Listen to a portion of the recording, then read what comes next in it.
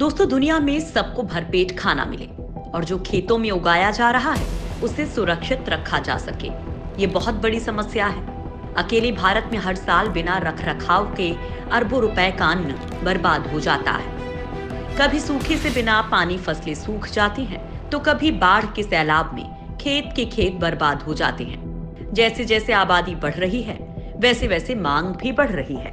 ऐसे में खेती और खाद्य सुरक्षा जरूरी होता जा रहा है।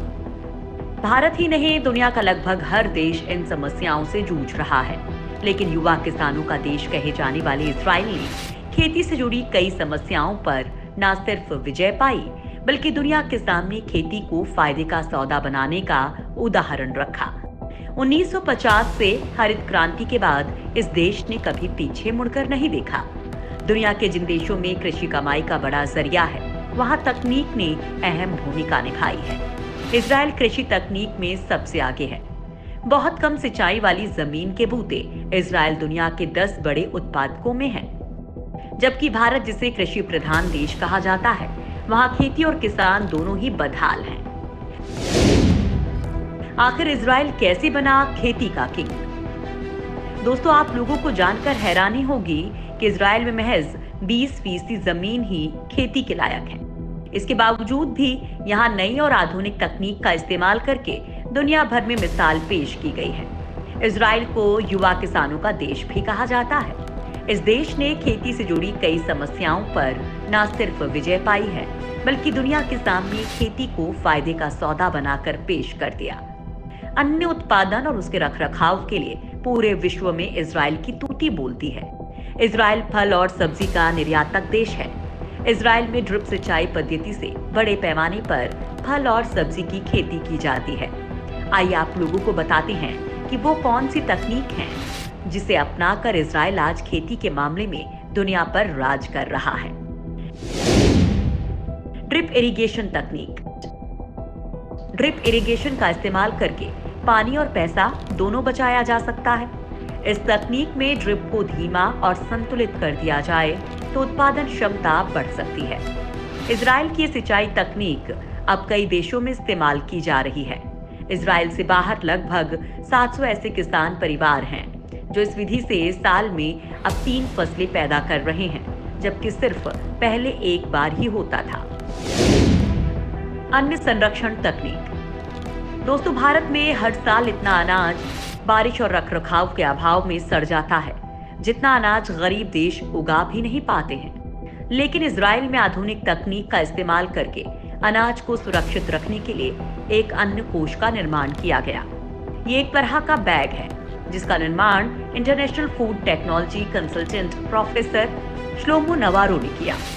ये बैग हवा और पानी दोनों से सुरक्षा मुहैया करवाता है।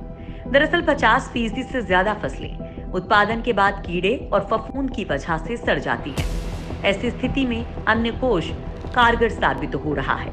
अगर भारत में इस तरह की तकनीक अपनाई जाए तो काफी अनाज को स्टोर किया जा सकता है। अभी तक एफसीआई के गोदाम में पड़ा अनाज पानी की वजह से सड़ जाता है।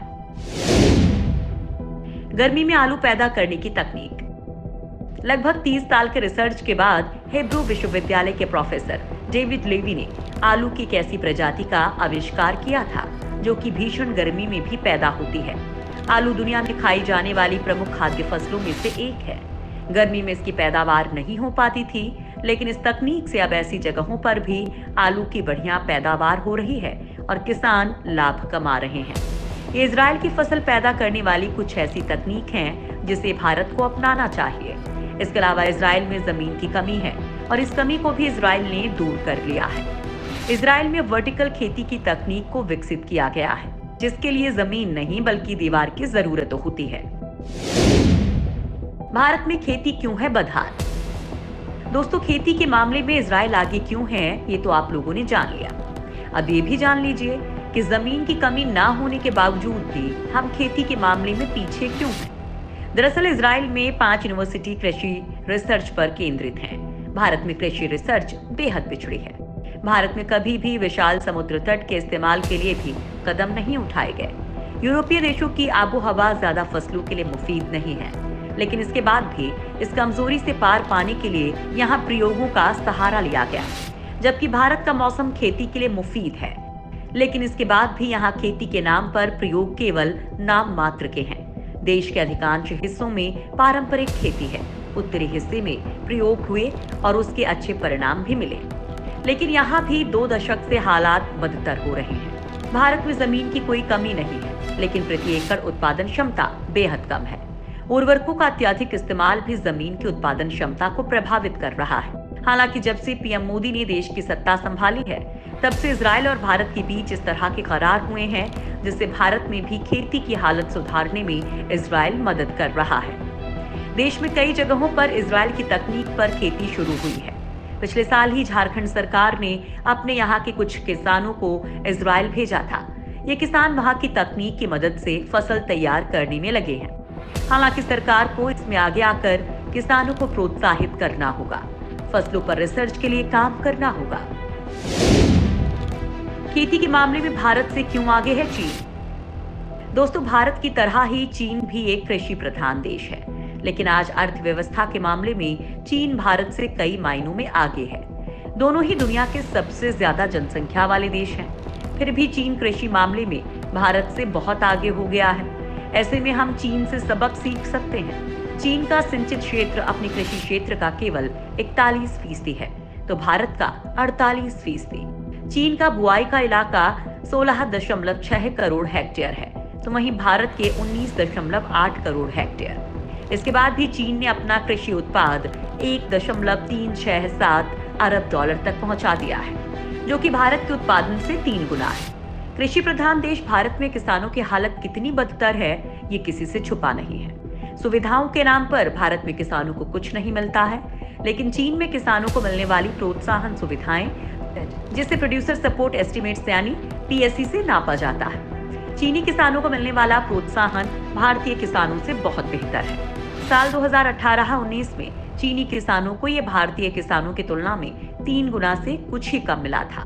इसका मतलब ये हुआ कि तमाम समर्थनों के बावजूद किसानों को अंतिम लाभ जो मिलना चाहिए वो नहीं मिल रहा है। सही कीमतें नहीं मिलना इसमें सबसे बड़ी समस्या है। इसके लिए व्यापक कृषि बाजार सुधारों की जरूरत है। भारत में किसानों के हिस्से का पैसा मारा जाता है बिचौलियों की वजह से, जबकि चीन में इस तरह की कोई समस्या नहीं है। चीन ने अपनी सभी योजनाओं को एकीकृत कर एक योजना में बदल दिया है, जिससे किसानों को प्रति हेक्टेयर के आधार पर भुगतान होता है। इससे वहाँ किसानों को अपनी पसंद की फसल उगाने की आजादी मिलती है। वहीं भारत ने 3 अरब डॉलर इस तरह की योजनाओं में लगाए हैं, तो वहीं 27 अरब डॉलर का सब्सिडी निवेश किया है, जिसका किसानों को सीधा फायदा नहीं मिल सका है। भारत चीन से ये खास सबक सीख सकता है, जिससे दोनों देशों में जो अंतर आ गया है वो कम हो सके। जबकि हालात और चुनौतियां दोनों ही देशों की लंबे समय तक एक सी ही रही हैं, फिर भी चीन ने अपनी योजनाओं में बदलाव कर किसान को फायदा पहुंचाया, जबकि भारत में किसान केवल राजनीति के काम आ रहे हैं।